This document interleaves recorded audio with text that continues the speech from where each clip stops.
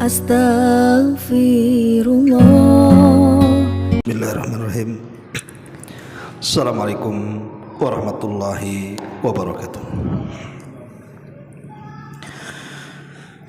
Alhamdulillah wassalatu wassalamu ala Rasulillah wa ala alihi wa sahbihi wa mawalah wa la hawla wa la quwata illa billahi wa ba'du. Alhamdulillah, segala puja dan puji hanya milik Allah subhanahu wa ta'ala. Salawat dan juga salam kita hadiahkan kepada Rasul kita Nabi besar Muhammad sallallahu alaihi wa ala alihi wasallam. Ma'asyiral muslimat yang dimuliakan Allah subhanahu wa ta'ala, alhamdulillah di pagi menjelang siang ini kita bisa duduk kembali di Masjid Nidaul Ilmi Kapling Beliung, dan karena sekarang bertepatan tanggal 29 bulan Dzulqa'dah, artinya sebentar lagi kita akan menyambut tahun baru Islam, bulan yang penuh dengan keberkahan, yaitu bulan Muharram. Ada beberapa rahasia di balik bulan Muharram ini. Kenapa bulan Muharram ini menjadi bulan yang sangat istimewa dalam Islam? Tentu selain daripada bulan Muharram ini satu di antara 4 bulan hurum yang disebutkan dalam At-Taubah 36, tapi lebih daripada itu ada rahasia besar di balik bulan Muharram ini. Apa rahasianya? Rahasianya adalah kita diingatkan dengan hijrah Nabi sallallahu alaihi wasallam. Kenapa bulan Muharram itu identik dengan hijrah Nabi sallallahu alaihi wasallam? Padahal sepakat para ulama bahwa hijrah Nabi sallallahu alaihi wasallam itu di bulan Rabiul Awal. Tapi kenapa kemudian kalau disebutkan bulan Muharram seolah-olah kita diingatkan dengan pengorbanan Rasul dan para sahabat ketika mereka hijrah dari Mekah ke kota Madinah? Apa rahasianya? Ma'asyiral muslimat yang dimuliakan Allah subhanahu wa ta'ala, di zaman Amirul Mukminin Umar ibn al-Khattab radhiyallahu anhu, para sahabat pernah terjadi perselisihan gara-gara urusan surat menyurat dari daerah ke pusat. Salah satunya terjadi kepada sahabat Abu Musa al-Ash'ari radhiyallahu an yang menyurati Amirul Mukminin Umar bin Khattab radhiyallahu an. Di situ terjadi salah paham soal penanggalan. Karena memang saat itu Islam belum punya penanggalan resmi, masih mengikuti penanggalan lokal, karena masing-masing daerah punya almanak sendiri-sendiri, sehingga terjadi kesalahpahaman soal tanggal khususnya tahun. Sehingga kemudian para sahabat Nabi sallallahu alaihi wasallam bermusyawarah dengan Amirul Mukminin Umar bin Khattab radhiyallahu anhu untuk membuat penanggalan sendiri, bahwa Islam harus punya penanggalan sendiri, tidak boleh mengekor kepada penanggalan orang-orang di luar daripada Islam. Dan ini bentuk kejayaan ketika kemudian Islam punya penanggalan sendiri. Hakikatnya Islam sedang menyelisihi orang-orang yang ada di luar Islam dari kalangan kafirin. Makanya akhirnya sepakatlah Umar untuk membuat penanggalan Hijriah dengan tujuan juga untuk mentertibkan administrasi, lebih jauh daripada itu untuk menyelisihi penanggalan orang-orang kafir. Sehingga ketika para sahabat bermusyawarah dari mulai mana penanggalan itu ditetapkan, apakah dari mulai kelahiran Nabi sallallahu alaihi wasallam atau dimulai dari diangkatnya Nabi sallallahu alaihi wasallam menjadi nabi dan rasul, atau dimulai dari peperangan Nabi sallallahu alaihi wasallam, atau peristiwa-peristiwa wafatnya Nabi sallallahu alaihi wasallam. Banyak ide para sahabat yang kemudian menjadikan satu penetapan bagi Amirul Mukminin Umar bin Khattab radhiyallahu an untuk mengambil salah satu daripada ide para sahabat itu. Maka Utsman ibn Affan radhiyallahu an, satu di antara khulafaur rasyidin, berpendapat bahwa penanggalan Islam itu dimulai daripada hijrah Nabi sallallahu alaihi wasallam. Akhirnya pendapat Utsman inilah disepakati bahwa Islam punya penanggalan sendiri dan dimulai daripada hijrah Nabi sallallahu alaihi wasallam.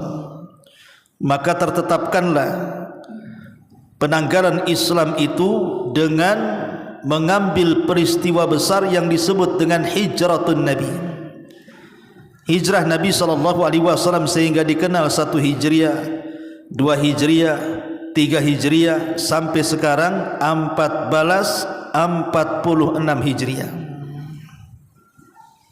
Itulah kenapa kemudian penanggalan dalam Islam itu ditentukan dengan hijrah Nabi sallallahu alaihi wasallam dan para sahabat. Lalu kenapa kalau sudah ditetapkan tahunnya mengikut kepada hijrah Nabi sallallahu alaihi wasallam sehingga dikenal dengan penanggalan Hijriah, kenapa pula kemudian bulan yang ditetapkan sebagai tahun baru Islam tidak di bulan Muharram, tidak di bulan Rabiul Awal? Bukankah bulan Rabiul Awal itu adalah peristiwa hijrah Nabi sallallahu alaihi wasallam? Kenapa pula penetapan bulan awalnya ditentukan di bulan Muharram sebagai tahun barunya? Tentu ada sejarah lain. Karena kebijakan Umar bin Khattab radhiyallahu anhu saat itu, di mana untuk menyebarkan informasi dari pusat ke daerah-daerah yang sudah meluas sampai ke daratan Syam, itu bukan perkara mudah. Lain dengan zaman sekarang, kalau mengumumkan informasi atau kebijakan dari pemerintah cukup lewat televisi, lewat koran-koran, media massa, YouTube, Facebook dan yang semacamnya yang sangat mutakhir di hari ini.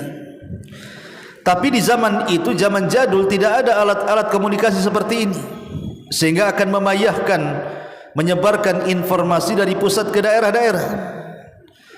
Akhirnya kemudian Umar bin Khattab punya ide cemerlang, di mana Umar bisa mengumpulkan manusia tanpa harus diundang.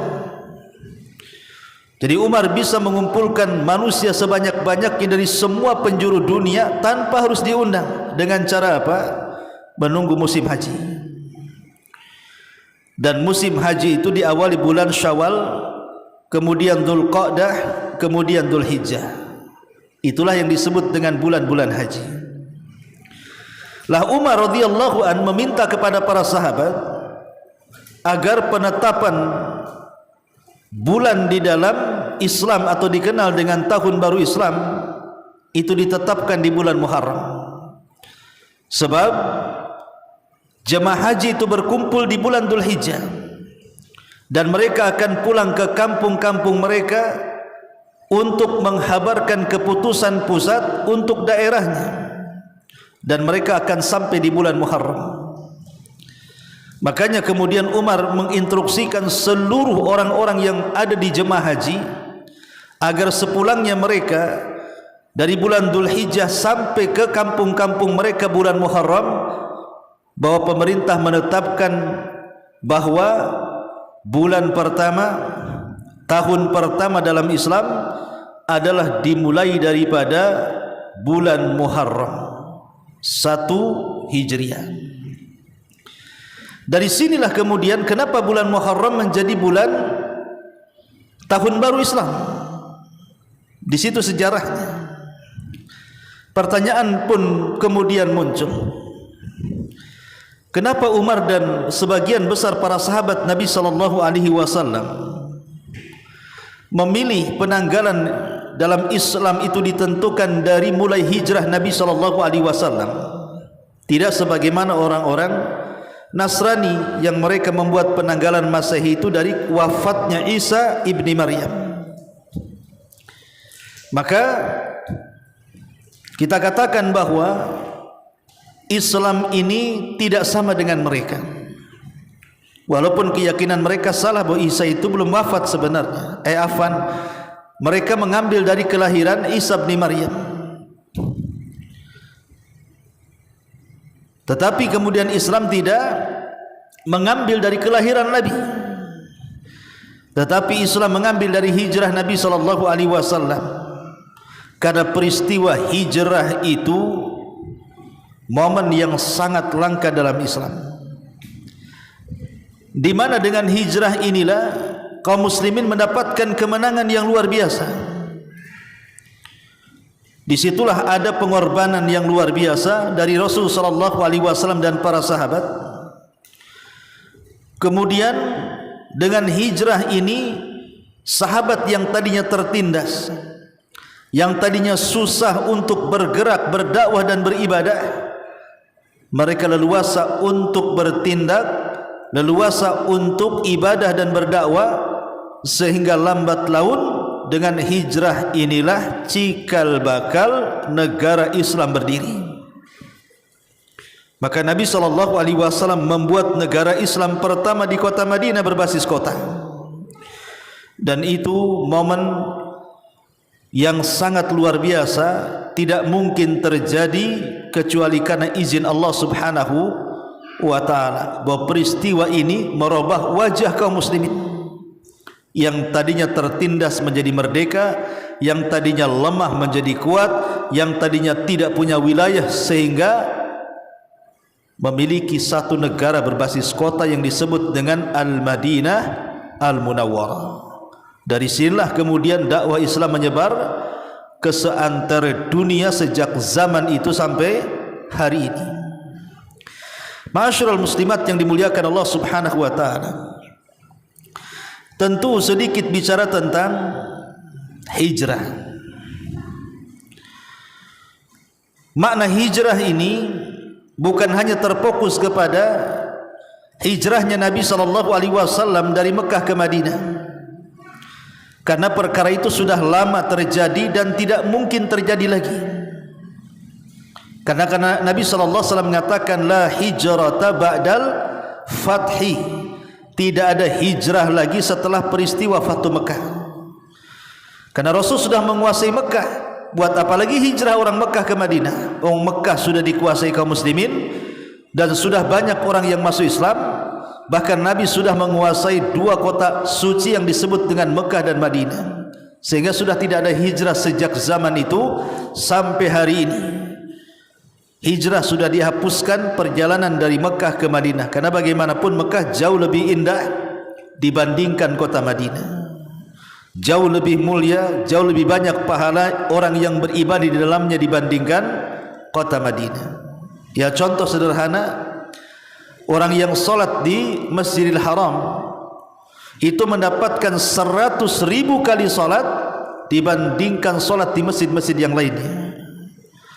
Tapi kalau solat di Masjid Nabawi di kota Madinah hanya mendapatkan 1.000 dibandingkan solat di tempat-tempat yang lainnya. Dari sini menunjukkan bahwa Mekah jauh lebih mulia, sehingga tidak ada hijrah lagi. Karena Rasul yang mengatakan la hijrata ba'dal fathi, tidak ada hijrah setelah adanya Fathu Mekah. Tetapi walaupun tidak ada hijrah lagi dari kota Mekah menuju Madinah, bukan berarti kemudian hijrah ini sebatas ini saja. Tidak.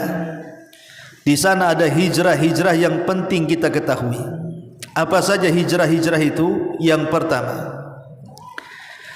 hijratun minadz-dzunubi ila taubatin nasuha. Hijrah dari dosa menuju taubat. Kalau seseorang itu kemudian masuk dalam kubangan maksiat, berlumuran dengan dosa, maka segeralah hijrah. Hijrah ke mana? Hijrah untuk bertobat kepada Allah Subhanahu wa taala. Sebelum terjadi atau sebelum telat melakukan taubat kemudian kematian menjemputnya. Lihat kisah seorang Bani Israel yang pernah saya kisahkan, yang pernah membunuh 99 jiwa. Kemudian Allah Subhanahu wa taala turunkan hidayah di dadanya.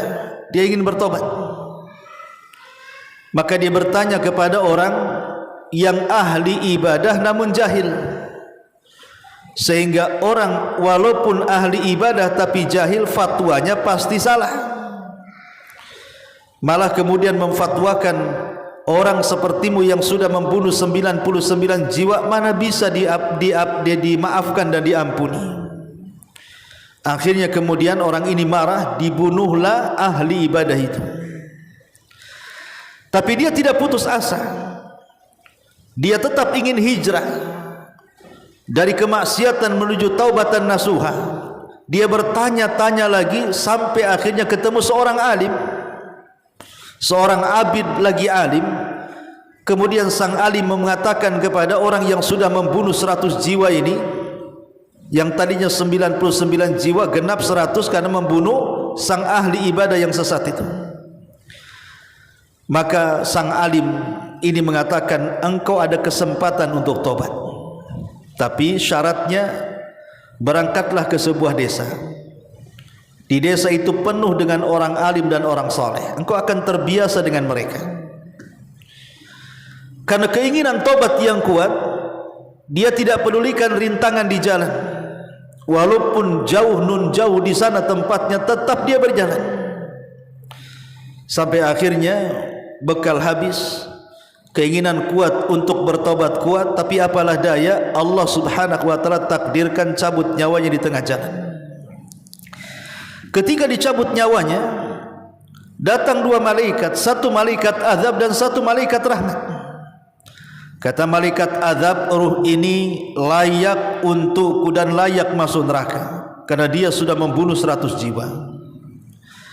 Malaikat rahmat menarik ruh ini dan mengatakan, tidak, dia layak masuk surga karena sudah ada keinginan untuk taubatan nasuha.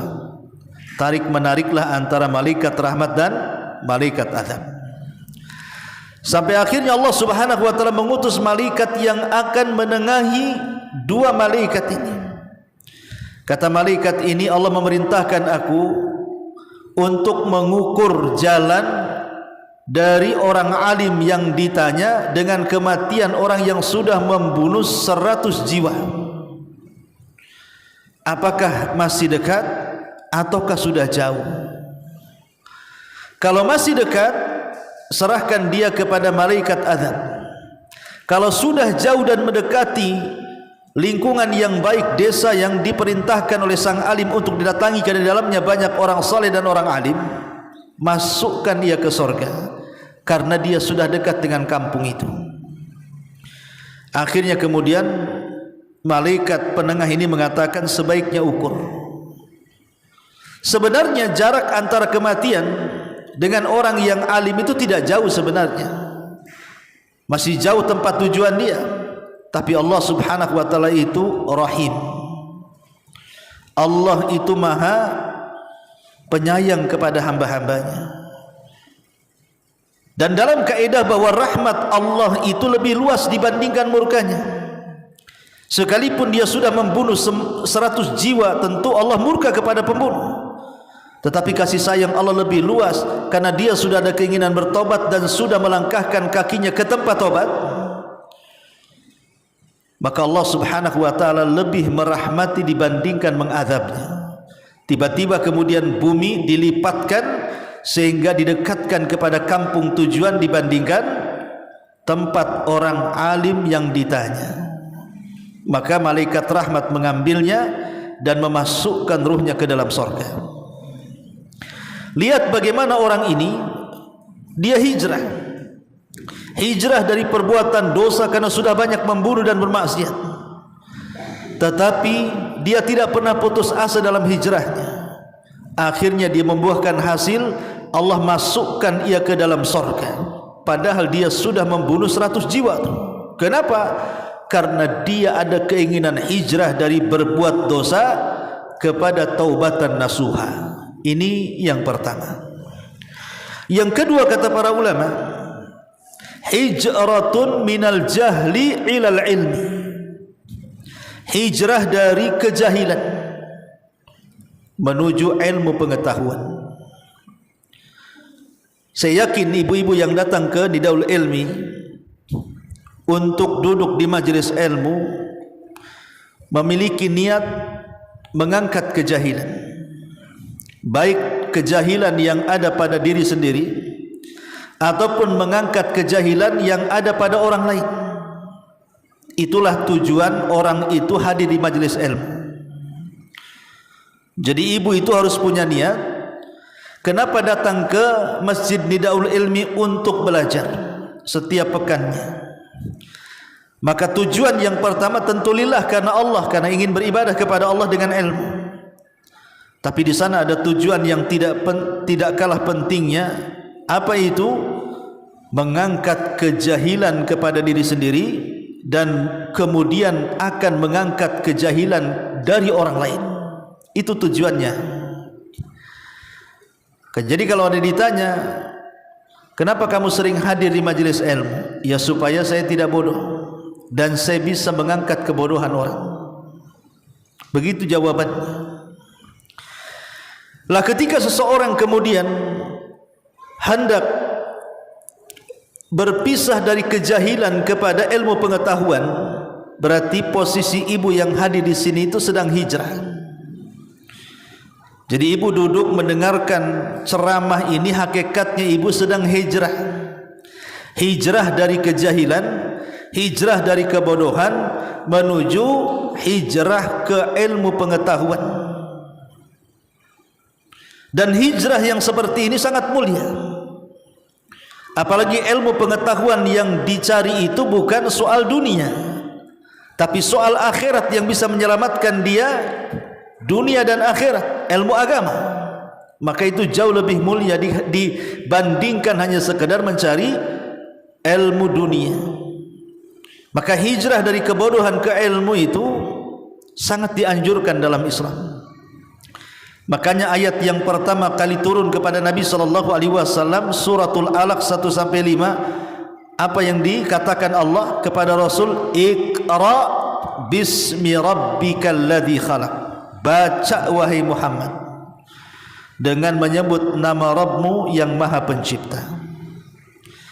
Kalimat baca dalam bentuk perintah menunjukkan bahwa wasilah mengangkat kejahilan menuju ilmu pengetahuan itu dengan cara baca. Ingat bahwa banyak membaca itu akan membuka banyak ilmu pengetahuan, baik urusan dunia atau akhirat. Tapi sedikit membaca, maka otaknya akan tertutup dengan kejahilannya. Maka seseorang yang kemudian duduk ingin mengangkat kejahilan pada diri sendiri dengan niat juga mengangkat kejahilan kepada orang, maka dia sedang hijrah dari jahil menuju ilmu. Ini yang kedua. Yang ketiga, hijratun minal kadhibi ila sidqi. Hijrah dari hal-hal yang berbau dusta menuju hal-hal yang berbau kejujuran. Hijrah dari dusta ke kejujuran. Kita tahu bahwa dusta itu sudah sesuatu yang biasa di masyarakat. Kalau dulu di zaman para sahabat orang takut untuk berdusta karena sama saja dengan tenggelam kepada dosa besar. Tapi di zaman sekarang yang namanya dusta itu luar biasa. Sudah masuk di semua aspek kehidupan manusia. Dalam rumah tangga ada dusta. Ketika bertetangga ada dusta. Ketika bermasyarakat makin banyak dusta. Di tempat pekerjaan banyak dusta, di tempat kantor banyak dusta, di pasar-pasar apalagi penuh dengan dusta. Jadi dusta ini sudah menyebar di mana-mana. Dan lawan dusta itu artinya jujur. Dan sekarang kejujuran ini subhanallah sudah hampir punah di tengah-tengah kaum muslimin. Bahkan di tengah-tengah bangsa yang kita cintai, kejujuran ini sudah mulai terkikis, bahkan kalau boleh dikata sudah hampir habis. Contoh sederhana saja, lihat pemerintah kita. Kenapa pemerintah kita coba membentuk badan-badan pengawas keuangan? Untuk apa coba? Dulu ada BPK, kemudian macam-macam sampai kepada KPK. Buat apa pemerintah membuat badan-badan pengawas keuangan? Di semua sektor, di semua kementerian, diawasi keuangannya, diaudit dan lain sebagainya. Karena sudah tidak ada kejujuran lagi, itu masalahnya. Kalau memang kejujuran ini meluas di mana-mana, tidak perlu badan-badan seperti itu. Tidak perlu orang jujur itu diawasi, pasti dia jujur. Yang perlu diawasi itu karena kejujuran sudah tidak ada, para pendusta muncul di mana-mana. Baik tingkat yang paling rendah dalam keluarga sampai kepada tingkat yang paling tinggi dalam sebuah tatanan negara. Lah, inilah yang terjadi. Hampir semua orang terlibat dalam dusta. Maka yang ketiga, hijrah juga adalah berusaha untuk hijrah dari dusta menuju lawannya, as-sidqi, kejujuran. Karena bagaimanapun kejujuran itu membawa kemakmuran. Bangsa ini kalau jujur, tidak ada korupsi-korupsi di dalamnya, tidak ada yang curang, sogok, menyogok, pelicin, mempercepat dan begitu seterusnya, maka bangsa ini akan aman. Tapi karena kalau sudah kejujuran terkikis, rumah tangga saja bisa cerai. Kalau suami sudah tidak jujur, istri sudah tidak jujur, rumah tangga akan binasa. Orang tua tidak jujur, anak tidak jujur, keluarga bisa berantakan, tetangga bisa pisah dan bermusuhan, bangsa akan hancur karena kedustaan kalau sudah tidak ada kejujuran. Makanya kenapa Nabi SAW sampai mengatakan iyyakum wal kadhiba, hati-hati kalian dari dusta. Fa innal kadhiba yahdi ilal fujur, karena dusta itu mengantarkan kepada kejahatan. Wal fujur yahdi ilan nar, dan kejahatan itu dipastikan mengarah ke neraka. Wa alaikum bisidqi, tapi berpegang teguhlah dengan kejujuran. Fa inna sidqa yahdi ilal bir, karena kejujuran itu mengantarkan kepada kebaikan. Wal birru yahdi ilal jannah, sementara kebaikan itu dipastikan jalannya menuju surga. Lihat bagaimana Nabi SAW menyebut dalam satu redaksi hadis tentang bahaya dusta dan tentang kemuliaan jujur. Maka dari sekarang hijrahlah dari hal-hal yang dusta menuju kejujuran. Ini yang ketiga. Yang keempat, hijratun minal inayati bil jasadi ilal inayati bir ruhi. Hijrah dari hanya memperhatikan soal fisik dan jasad kepada memperhatikan soal ruh dan jiwa.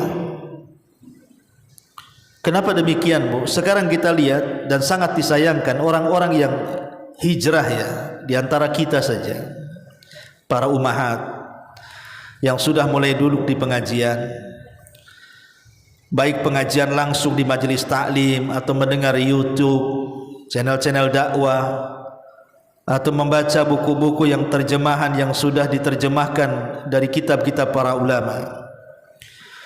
Yang disesalkan adalah hijrah itu semata-mata hanya sekedar memperhatikan penampilan jasad saja, busana yang indah, jilbab-jilbab yang luar biasa pamernya, sampai kepada kaos kaki, sampai kepada cadar dan begitu seterusnya. Hanya penampilan saja. Jadi ada orang yang hijrah itu dari penampilan saja. Memang dulunya dia tidak pakai jilbab, sekarang sudah pakai jilbab.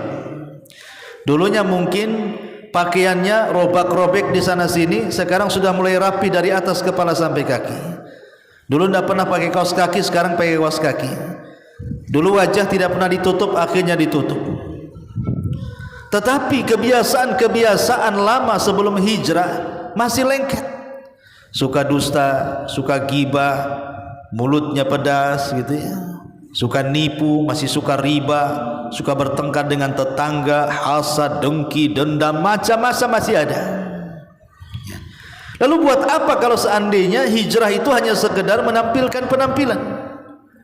Bukan itu tujuannya. Bukankah Nabi yang mengatakan, innallaha la yanzuru ila suwarikum wala ila amwalikum. Allah lah tidak melihat penampilanmu, tidak pernah melihat hartamu, tetapi yang Allah lihat, kata Nabi sallallahu alaihi wasallam, walakin yanzuru ila qulubikum wa a'malikum. Allah hanya melihat hati kalian jernih atau tidak, dan amal kalian baik atau tidak. Makanya hijrah yang keempat adalah hijratun minal inayati bil jasadi ilal inayati bir ruh. Sekarang harus ganti, Bu. Hijrah ibu itu bukan hanya sekedar memperbaiki fisik saja, sibuk dengan pakaian, sibuk dengan mode, dengan gaya, bukan itu. Tapi sibukkanlah dengan sesuatu yang bermanfaat. Kalau sudah hijrah betul-betul, tingkatkan ibadah. Dulu tidak pernah sholat sunnah, jadi rajin sholat sunnah. Dulu tidak pernah baca Quran, rajin baca Quran. Dulu tidak pernah berzikir, rajin berzikir. Dulu tidak pernah haji di majelis ilmu, sekarang haji di majelis ilmu. Dulu tidak pernah mengajak manusia kepada kebaikan, mencegah kemungkaran, sekarang sudah mulai berdakwah, walaupun 1-2 ayat kita sampaikan sesuai pengetahuan. Jadi itulah yang disibukkan. Bukan hanya sibuk itu kalau sudah pegang handphone, yang ditengok itu asli busana saja. Ini jilbab termode, terbaru, inden, hanya ada 2 di Indonesia. Jadi Allah tidak memandang itu. Pakaian ini bukan menunjukkan hijrah yang sesungguhnya. Ya, dia sudah baik merubah pakaian dari yang membuka aurat menjadi penutup aurat, itu akan menjadi sebuah pahala di hadapan Allah. Tetapi pakaian yang menutup juga bukan berarti kemudian sesuai dengan syar'i. Contoh umpamanya pakaiannya sekarang kan pakaian-pakaian syar'i itu macam-macam tuh. Ada yang mahal, branded, bermerek, itu mahal sekali. Mengumpulkan uang hanya untuk pakaian, sementara mungkin fuqara wal masakin mereka menjerit karena kelaparan. Terkadang pakaian itu juga berbangga-bangga, hanya untuk kebanggaan saja. Datang ke pengajian itu dandan dengan sangat cantik, tampil rapi, pokoknya supaya dipuji penampilannya. Bukan itu, datang ke pengajian itu untuk mencari ilmu, mengangkat kejahilan dari diri sendiri dan untuk mengangkat kejahilan dari orang. Maka ingat bahwa hijrah yang keempat, mulailah hijrah dari memperhatikan fisik dan jasad kepada memperhatikan ruh. Tazkiyatun nafsi, membersihkan jiwa. Sebab kalau jiwa sudah besar, maka kalau jiwa sudah besar, sudah bersih, sudah tenang gitu kan, itu akan mempengaruhi kepada fisik kita. Kemudian yang kelima, hijratun minal khiyanati wat taksiri fil mas'uliyati ilal amanati wa tahammul mas'uliyati. Yang kelima, hijrah dari pengkhianatan atau hijrah dari at-taksir, memudah-mudahkan dalam tanggung jawab menuju amanah dan betul-betul tanggung jawab dalam hak-hak dan kewajiban yang harus dilakukan. Maksudnya apa di sini? Dalam hidup kita ini, Bu, kan ada namanya hak dan kewajiban. Dalam keluarga saja kan sama, ada hak dan kewajiban. Suami punya hak, istri punya hak. Orang tua punya hak, anak punya hak. Manusia punya hak kepada tetangga, tetangga pun punya hak kepada kita. Orang Islam yang tidak kenal punya hak kepada orang Islam yang lain, orang Islam yang lain pun punya hak sesama muslim kepada yang lainnya. Bahkan kepada orang kafir pun punya hak. Itulah tanggung jawab yang harus kita lakukan. Seseorang kalau sudah hijrah, yang dulunya suka melalaikan tanggung jawab, sekarang betul-betul amanah dengan tanggung jawab. Sederhananya, umpamanya ibu yang dulu belum hijrah, sama suami suka melawan, sama suami tidak pernah memberikan hak dan kewajibannya, suka menolak ajakan-ajakan yang positif dan syar'i dari suami. Mulailah merubah diri. Sini seorang istri punya hak dan kewajiban, mulai diperbaiki. Sebagai orang tua dulu mungkin sebelum hijrah, ibu tidak pernah mempunyai perhatian untuk mengajarkan anak-anak agama, mengajarkan anak-anak baca Quran, mengajarkan anak-anak untuk ibadah. Setelah hijrah, maka ibu mulai setelah memperbaiki diri solatnya, mulai diajarkan solatnya kepada anaknya. Mulai ibu sendiri yang mengajarkan kepada anaknya membaca Quran. Mulai ibu sendiri yang mengajak anaknya ke tempat-tempat yang bisa merubah akhlaknya menjadi lebih baik, dan begitu seterusnya. Harus lebih tanggung jawab.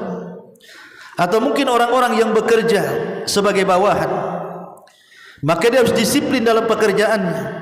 Bukankah Nabi yang mengatakan al-muslim ala syurutihim, seorang muslim itu di atas syarat yang sudah ditandatangani. Kalau seorang pekerja, dia sudah tanda tangan bekerja dari jam sekian ke jam sekian dengan pekerjaan ini dan gaji sekian, maka tanggung jawab dari pekerja yang sudah digaji sesuai dengan kesepakatan tidak boleh berkhianat, seperti mencuri waktu, malas-malas, telat-telat, dan begitu seterusnya. Maka sekarang harus hijrah. Kalau seandainya kita digaji 3 juta sebulan, kemudian kita malas-malas bekerja, maka uang yang kita makan itu sebagiannya haram. Atau kita mencuri waktu, maka ketika mencuri waktu, uang gaji kita itu menjadi haram. Haram dimakan, ya. Karena dia mengambil hak orang lain tanpa ada tanggung jawab di situ. Maka ini juga yang kelima, hijrah dari pengkhianatan atau melalaikan tanggung jawab menuju amanah dan bertanggung jawab dalam hak dan kewajiban. Kemudian yang keenam, hijratun minadz zulmi ilal adli. Hijrah dari kezaliman menuju kepada keadilan. Dulu kita sering zalim, dengan lisan kita menyakiti tetangga kita, dengan lisan kita menyakiti pasangan kita, dengan lisan kita menyakiti orang-orang yang harusnya mereka dekat dengan kita, akhirnya menjauh dari kita. Atau zalim dengan kekayaan kita, atau zalim dengan tangan dan perbuatan kita. Sekarang berhentilah, hijrahlah kepada keadilan. Menjadi orang baik, sudah tidak menjadi orang zalim lagi. Nah, inilah di antara 6 hijrah yang harus dipahami oleh kita semuanya, bahwa hijrah itu bukan hanya sekedar hijrah dari kota Mekah ke kota Madinah, kan itu sudah ditutup, tidak ada hijrah lagi. Tapi 6 hijrah ini masih tetap berlaku. Hijrah dari perbuatan dosa kepada taubatan nasuha, hijrah dari kejahilan kepada ilmu pengetahuan agama, hijrah dari dusta menuju kejujuran, hijrah dari memperhatikan jasad kepada memperhatikan ruh, hijrah dari pengkhianatan, kelalaian dalam tanggung jawab menjadi amanah dan penuh tanggung jawab, dan yang terakhir hijrah dari kezaliman menuju keadilan. Ma'asyiral muslimat yang dimuliakan Allah Subhanahu wa taala, ada pelajaran besar kalau kita melihat sejarah Nabi sallallahu alaihi wasallam, bagaimana beliau hijrah dengan para sahabat dari Mekah ke kota Madinah. Pertama pelajarannya, satu, at-tadhiyatu, pengorbanan. Pengorbanan yang tidak bisa terbayang. Pengorbanan yang kalau kita pikirkan enggak masuk akal. Bagaimana mungkin para sahabat Nabi sallallahu alaihi wasallam rela meninggalkan rumah, tanah kelahiran, harta benda, bisnis-bisnis mereka, ditinggalkan begitu saja. keluar menuju kota yang tempatnya asing. Boleh jadi kemudian di situ harus mengadu nasib, bisa saja kemudian menghadapi kelaparan dan begitu seterusnya, penyakit dan wabah. Tapi demi memperjuangkan Islam, memperjuangkan agama Allah, mereka rela untuk meninggalkan dunia demi mengejar akhiratnya. Ini pengorbanan seperti apa yang seperti ini? Ma'asyiral muslimat yang dimuliakan Allah Subhanahu wa taala, belum lagi pengorbanan dengan harta mereka, dengan jiwa mereka. Ini yang pertama. Yang kedua, bahwa hijrah Nabi SAW dan para sahabat menuju kota Madinah itu adalah la lil ya'si, bukan karena keputusasaan yang menimpa mereka. Rasul bukan putus asa karena sudah tidak bisa lagi berdakwah di kota Mekah. Para sahabat tidak putus asa ketika mereka sudah tidak bisa lagi beribadah di kota Mekah. Hijrah itu bukan untuk putus asa, tetapi memperbaiki keadaan. Karena Rasul tidak pernah kenal dengan putus asa, begitu juga para sahabat. Karena putus asa itu dosa besar. Tapi Nabi SAW ingin memulai dengan tujuan besar, dengan wasilah yang agung. Maka Nabi SAW mengajak para sahabat untuk meninggalkan tempat kelahirannya walaupun perit dalam hati, bukan untuk berputus asa, tapi untuk mencapai kejayaan yang sesungguhnya. Maka kita juga sama. Kalau kita hendak meraih sesuatu, pamannya ibu ngajari anak, kok nggak bisa-bisa, jangan ibu cela, dasar anak bodoh, dasar anak haram, dasar anak budak, dasar anak apa gitu ya. Jangan dicela, tapi terus ajari. Siapa tahu kemudian ada tipe-tipe anak itu yang kalau diajari itu mungkin pelan-pelan, tapi nanti satu hari dia akan membanggakan orang tuanya. Dan begitu seterusnya, tujuan apapun, cita-cita yang tinggi, kita tidak boleh putus asa, karena putus asa itu sama dengan berhenti di tengah jalan. Maka hijrah juga sama, mengajarkan bukan hijrah ini bukan keputusasaan. Yang ketiga, husnus suhbah. Dalam hijrah di sini kita diajarkan tentang perkawanan terindah sepanjang sejarah. Perkawanan Abu Bakar dan Nabi SAW dengan berbagai macam ujian yang Allah berikan kepada mereka. Mereka tetap bersama. Bahkan sebelum Islam, setelah Islam, dalam hijrah, dalam perang, sampai kepada kematiannya pun kuburan Abu Bakar berada di samping Nabi SAW. Maka sama, ini juga pelajaran hijrah Rasul dan sahabat ini. Kita pun dalam kehidupan kita jangan sembarang mencari teman. Carilah teman yang baik. Seperti Rasul mengambil Abu Bakar sebagai teman dia, karena Abu Bakar orang yang paling baik, maka bisa mensukseskan cita-cita dan tujuan Nabi. Akhirnya sampai juga di kota Madinah. Maka sama Bu, kawan boleh banyak, tetapi yang akrab, yang bisa menolong kita, tidak semua orang dikawani. Punyanya kalau bisa itu kawan-kawan khusus yang bisa membangkitkan iman, takwa dan amal yang mengarahkan ke dalam surga Allah Subhanahu wa taala. Yang keempat, itqanu at-takhtiti wa husnu tawdhifil taqati. Bagaimana Nabi SAW menciptakan strategis yang sangat teliti, strategis yang sangat mantap, sehingga terhindar dari kejaran musuh-musuhnya. Padahal yang mengejar Rasul itu banyak sekali, bahkan boleh jadi sayembara, karena siapapun yang mendapatkan kepala Nabi itu, dia dapat upah 100 ekor unta. Kalau 2 kepala bersama Abu Bakar, berarti 200 ekor unta, kaya raya. Siapa yang tidak tergiur mendapatkan hadiah sebesar itu? Semua orang mencari Nabi. Tapi Nabi SAW itu adalah ahli strategis ulum. Sebelum dia hijrah, dia sudah dipikirkan matang-matang strategisnya supaya terhindar dari gangguan musuh-musuhnya. Maka sama kita juga, jangan suka gegabah Bu. Kalau ada keinginan, pikirkan matang-matang, atur strategis, lakukan. bertawakal kepada Allah Subhanahu wa taala. Kemudian yang kelima, as-sabatu 'alal mauqif. Istiqomahnya Rasul dan para sahabat saat hijrah Nabi sallallahu alaihi wasallam. Istiqomah. Jangan tergiur dengan dunia. Kalau sudah ingin hijrah, hijrah. Karena itu kebaikan kita dengan pencipta kita Allah Subhanahu wa taala.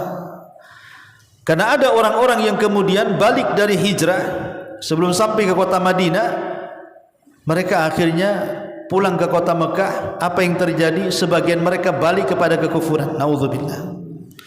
Maka ibu kalau sudah hijrah ke sunnah, sudah mulai duduk di majelis ilmu, pertahankan sunnah, pertahankan tauhid, terus gali ilmu sebanyak-banyaknya.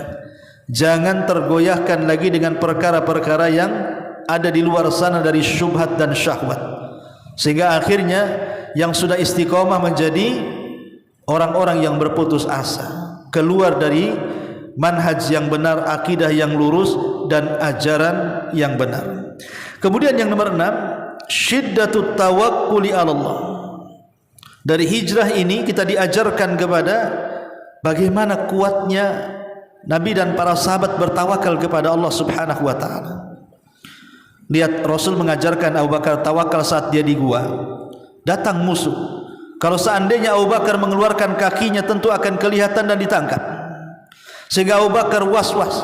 Jangan-jangan mereka akan menemukan persembunyiannya dan akan membunuh dia dan Rasulullah. Tapi Rasul mengatakan, "Ma dhannuka ya Aba Bakrin bisnaini Allahu salisuhuma." Bagaimana pendapat wahai Abu Bakar tentang dua orang, tapi sebenarnya bukan dua orang, yang ketiganya Allah Subhanahu wa taala. Jangan takut, kita bukan dua orang dalam gua ini, tapi di sana ada zat yang ketiga, Allah yang melindungi kita. Rasul mengajarkan tawakal kepada Abu Bakar. Maka sama ibu, kalau ibu ini mendapatkan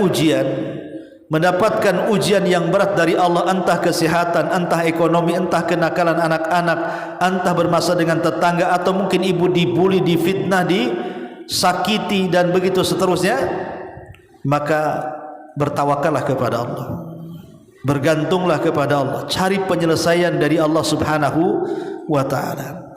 Kemudian yang nomor 7, ya, dari hijrah di sini, bahwa hijrah juga mengajarkan kepada kita ta'dzib wan nakal bi kulli man aman wa dakhala fil Islam. Bagaimana para sahabat itu mereka disiksa, bagaimana para sahabat itu mereka dianiaya. Siapapun yang masuk kepada agama Rasul dan agama Islam, maka tidak lepas dari penganiayaan orang-orang kafir Quraisy.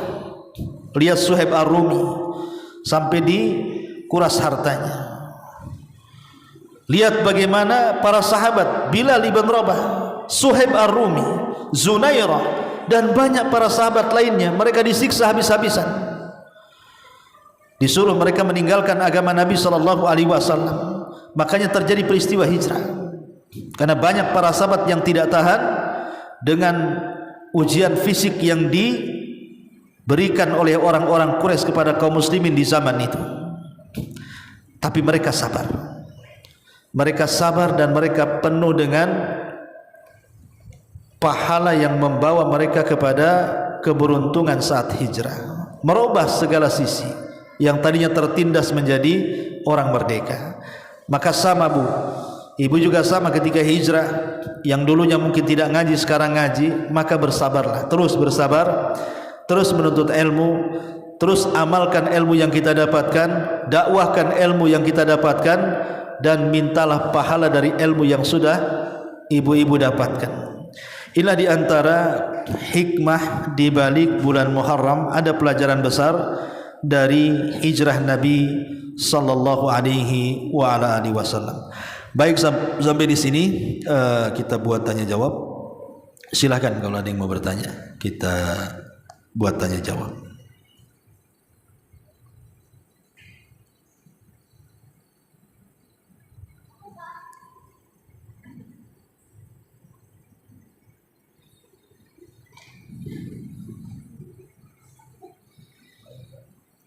Enggak ada. Kita tutup dengan doa kafaratul majlis. Subhanakallahumma bihamdika asyhadu an la ilaha illa anta astaghfiruka wa atubu ilaik.